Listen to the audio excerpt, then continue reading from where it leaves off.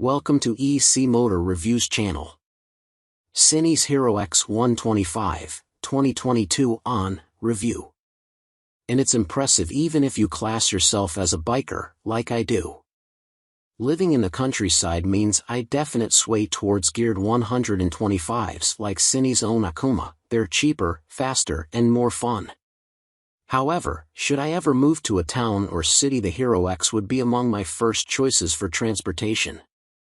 It offers so much practicality and usability on a daily basis, is easy to ride, has impressive quality for the price, and works out of town too. Scooters may not be to everyone's fancy, and that's okay, but for someone who previously held them in low regard, the Hero X has opened my eyes. Who wouldn't like all that storage? The Hero X is the easiest thing to ride in the world. Most of its weight is concentrated very low down, which can take a bit to get your head around if you're used to a bike. However, provided the speed is right, not too fast, the Hero's cornering is decent. It's nice and stable despite the small wheels, too. This said, the Hero X is obviously much better suited to an urban environment rather than the pothole-littered roads of rural England, where you can get a little thrown around riding at speed, part of which is because of the scooter riding position.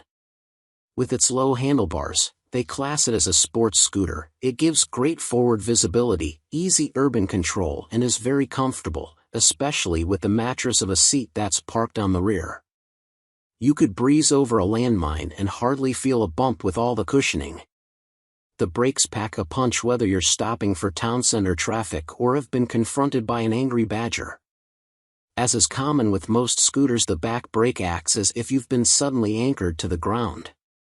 For a rider like myself who isn't used to such force, it's quite the shock, but for quick stop situations, I'm definitely not complaining. Beneath the layers of plastic and huge padded seat is a liquid-cooled 125 cubic centimeters 4-stroke single. With a claimed 11.4 brake horsepower, it isn't the most powerful engine and only has a top speed of over 55 miles per hour, according to Cine's. As what most of us call a rev and go, there aren't clunky gears like on some Chinese-made 125s, and acceleration is smooth, but it's also steady. This doesn't sound like a whole lot of excitement. However, it's a much more modern engine than other Cine's models I've tried and happily shows an indicated top speed of 65 miles per hour. You can actually have some fun on the Hero X on open roads. This is a brand new model for 2022, and so it's impossible to predict what reliability will be like in the long term. But the finish is good. The Hero X looks and feels better quality from earlier Cine's models, and the switchgear and controls are as good as on more expensive scooters. Neat LED rear running lights too. The attractively modern Yamaha NMAX 125 is 3,550 pounds, while a Honda SH125i costs 3,949 pounds. The latter comes with a top box, but both are obviously a stack more than the Cine's. The problem for the Hero X is that the 125 version of the Liberty from scooter experts Piaggio is actually cheaper at 2,700 pounds, though it's arguably not as cool. There's a sea of rivals from other Chinese brands too, such as the keenly priced Luxmoto Titan at just 1,999 pounds. Mirrors are good, it's fuel efficient, and it has a decent size pillion seat with proper grab handles and fold-out foot pegs. The digital screen with fuel gauge, trip, clock, and even the option of mph or kilometers per hour uses a very condensed display, yet all the information is clear as day, with everything you need to know visible and readable.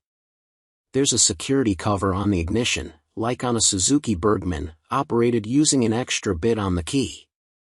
The ignition also releases the seat and opens the filer cap, handily located up by the handlebars. As well as a seat that could bolster an elephant, the Hero X also has enough under-seat storage for grand piano.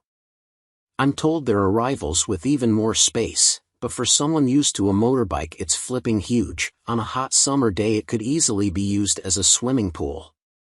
It obviously stores my gloves, jacket and HJC helmet with ease.